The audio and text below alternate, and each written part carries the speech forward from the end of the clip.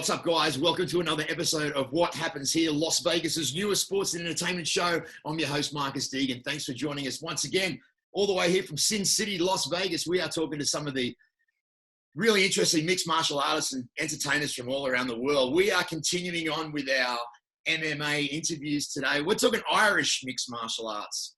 You guys know exactly who this guy is, man. This guy fights out of Bellator, absolute legend. He, as part of the SBG Ireland gym, for those of you that love Irish fighters, you know this man. He's got that walk forward, can't be knocked out, can't be stopped attitude, what we all like to see. Ladies and gentlemen, would you welcome to What Happens Here, Peter, the Showstopper Queally. What's up, brother? That was about as good as an introduction as I've ever got, Marcus. Fair play to you. Hey, you're welcome, Peter. You're welcome. Hey, thanks very much for coming on, buddy. How's quarantine treating you over there? You're in Dublin right now, right? Yeah, I'm in Dublin. Yeah, it's good. It's fine. I'm just doing the same things everyone else is doing and keeping my head indoors. And I'm lucky. I've got my own gym, so I'm kind of training there every day and things. So I'm staying in shape, and that's it. It's just boring as fuck, really, isn't it? Same as everyone else. Yeah, that was going to be one of my first questions. Like, how are you staying fit during this quarantine? You say you've got your own gym, so that's legendary. What, you got weights and you got bags and mitts and the whole bit? Yeah, I've got everything there. I've got like rowers and ski ergs and bikes and bags and everything there. So I'm just, it's boring now. I'm just in on my own. I'm doing a lot of strength and conditioning and stuff. And but at least it's something.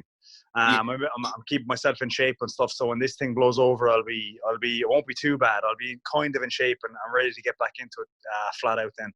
So how do you think that this pandemic's affected Ireland? I mean, I know that Conor's been real vocal on social media about this whole pandemic, donating loads and loads of money to these healthcare workers.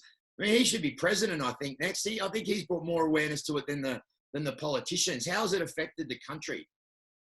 Yeah, I think, it's actually interesting you said that. One of the big bookmakers, like one of the big bookies here in Ireland and the UK, Paddy Power it's called, they actually slashed his odds for eventually becoming the president of Ireland because of the last week or two. I guess a lot of people have put money on him becoming president maybe now or something, but I think you'll be a good president. People would listen. You know what? I think you'd be a good vice president. It wouldn't surprise me if he got that. That's it, yeah. So, yeah, man. So, look, let's get back to talking a little bit about what you do. Man, you've been in many, many wars over the years. You know, we had a lot of questions online, and a lot of the fans wanted to talk about Bellator Dublin 227. First of all, your chilling walkout song. Now, when there's only a few that give you goosebumps when you watch this kind of stuff. Were you getting goosebumps yourself listening to that crowd in Dublin at the A sing that?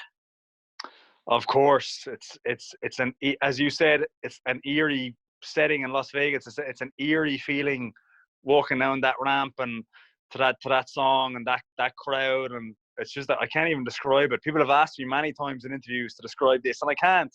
I just can't describe it. It's just eerie. It's a strange feeling, but it's a one that really gives me a lot of pride and I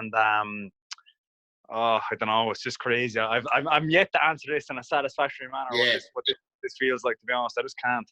Now, how many does that arena hold? About 10,000. So when you're fighting in Dublin, does your whole family, all your friends, your mum, your dad, everybody, do they come and check it out? My mum has never come to one of my fights. She can't. Does she watch it on TV? She won't even watch it on TV. And she likes fighting. She'll sit down with me and watch Conor fight or watch Artem fight or whatever, but she just can't watch me fight. She can't even watch my fights after she knows I've won. She just can't watch it. She just can't see me get hit, and my fights are always crazy as well. So it's like, I don't blame her, to be honest, but she just can't watch it. So she's never been to a fight. I don't think she'll ever come. But my dad comes, yeah, my brothers come, and my friends and family and all come, and it's a big moment for them, obviously, as well. They love it. Yeah, in your professional career, you've had, I believe it's 12 wins. Yeah. The last one that you had in Dublin, I mean, there's finishes, there's knockouts, there's getting tapped out. But when you get dropped with a head kick, ground and pounded, then someone puts you in a rear naked choke, you get out of that, get the mount, get on top, and then knock that person out. Is that the most satisfying win that you've had in your career? It is, for all those reasons you just said. And you know what it is as well? It's like, I always, my biggest thing when I fight is not even, it is winning is important, obviously, but when I fight lately now, it's more, I just want it to be an amazing fight, and I want the crowd to be happy. That's my main focus. And that fight, I feel like the crowd got brought on such a journey that I was just down in the dumps and I was gone. I was dead and buried, to be honest, in that fight. And then I came back to life. So it was like the crowd just went up and down, and I could feel the emotion in the ring when I went down. That silence was horrible. Like when I went down, I could hear a pin drop in the ring when I went down, and then to hear the crowd come back to life when I got back up again, it was an amazing experience. So yeah, it was definitely the most satisfying win of my career for sure.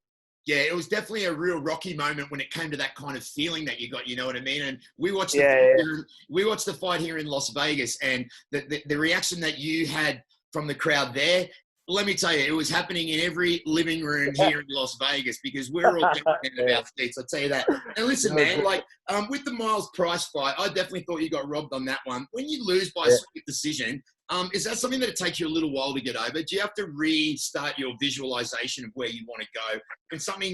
When that gets stolen from you like that, in that fashion as well?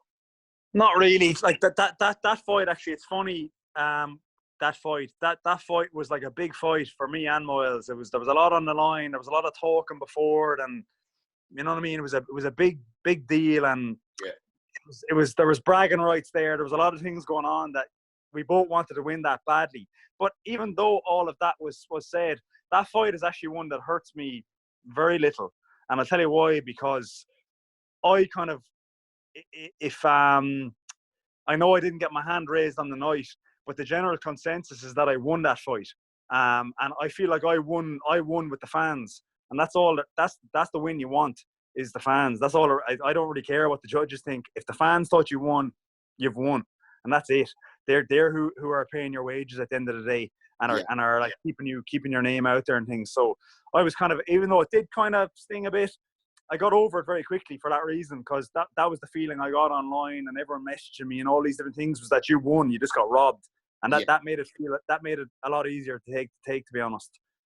Do you think that training with all these world-class fighters and these top coaches, has that definitely given your career more of a skyrocket than what it would have normally? Do you think having that kind of influence around you 24/7 when you're training, does that put you in a different category to most guys that are trying to be successful in this business?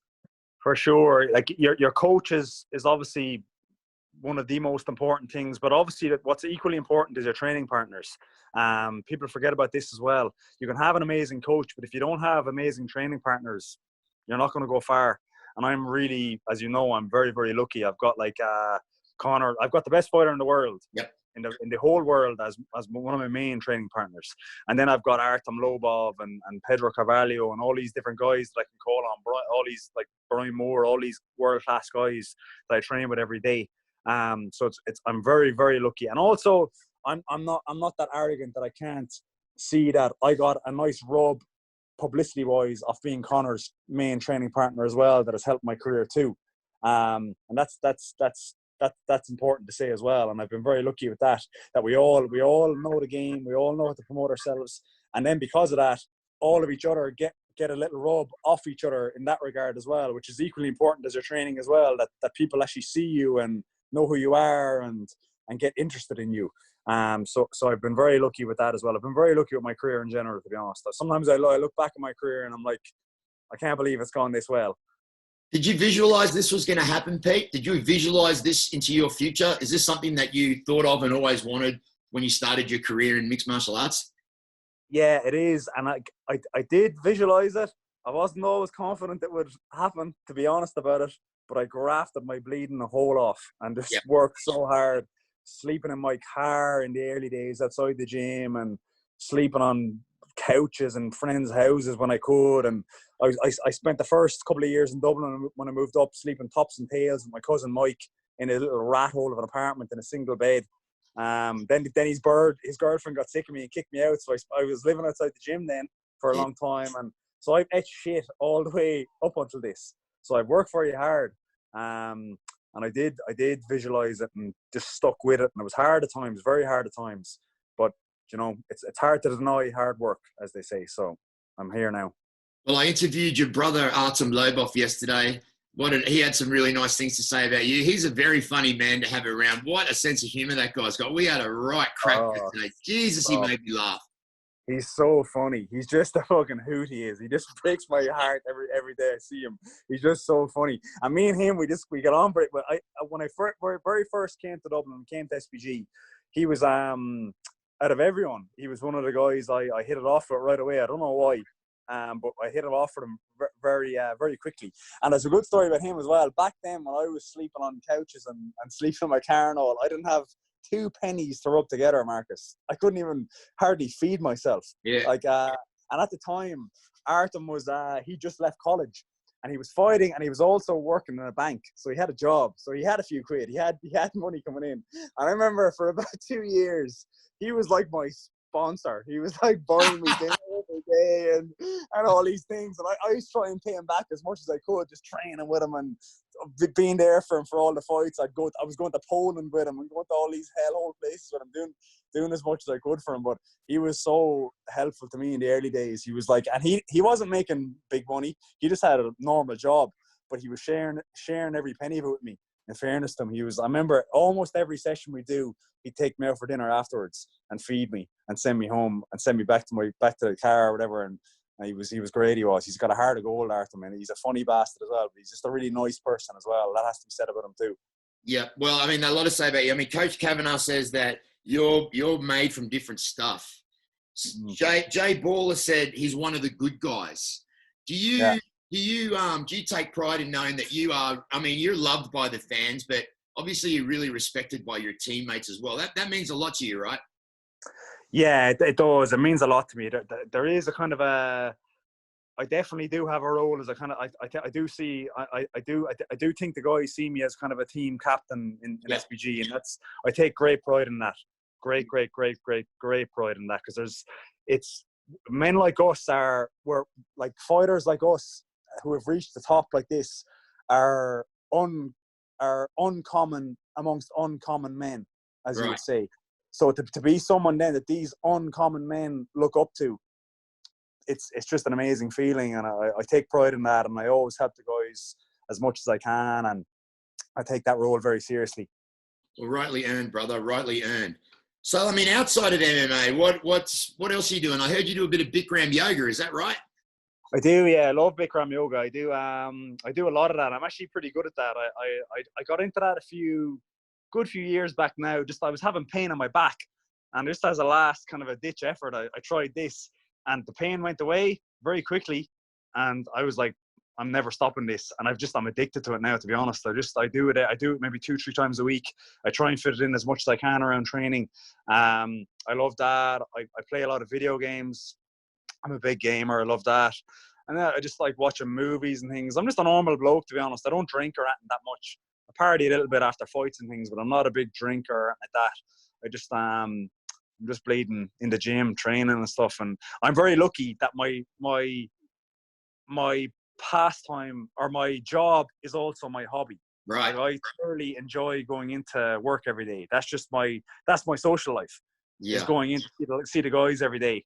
That's kind of my friend group anyway, is the people I work with. So it's just I'm in a very fortunate position, and I always remember that every day.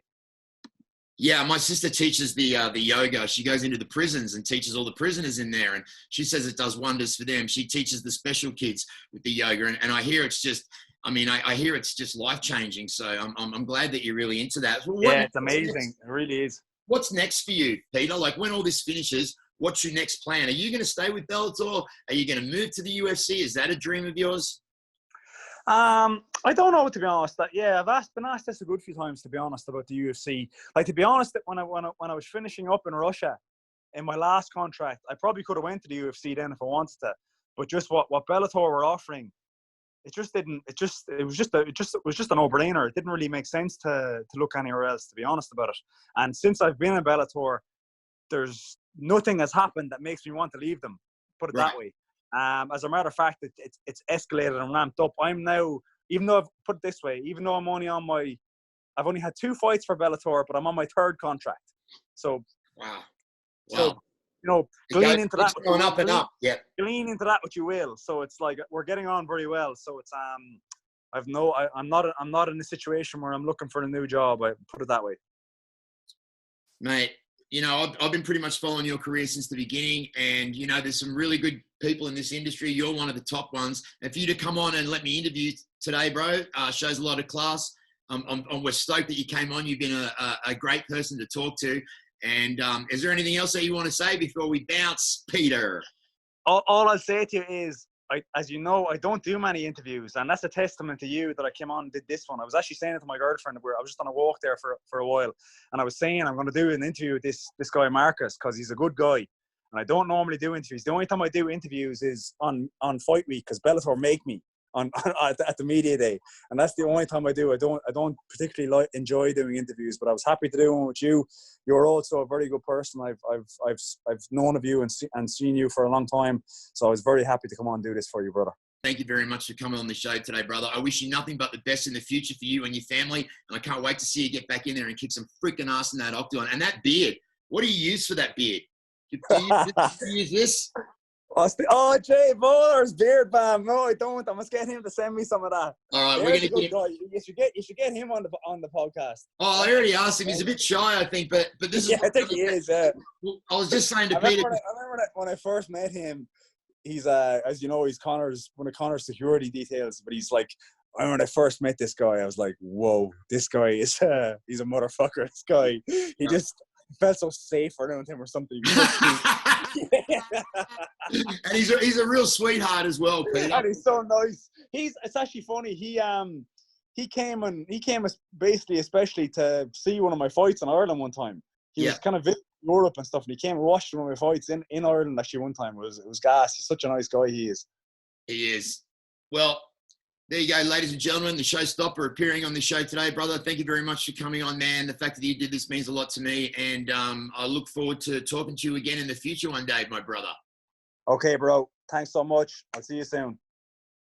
Hey guys, Marcus here. Today's episode was proudly sponsored by Team Guilty Clothing, Conquered Apparel, Rise Fight Gear, Molcata Clothing Wear, how could we forget Fit Guru Fight Retreats in Las Vegas. Of course, Wildcats for all your cannabis needs. And of course, Baller Balm for when your beard needs to be money. Today's episode was fueled by Proper 12, the finest, the tastiest liquid gold on the planet.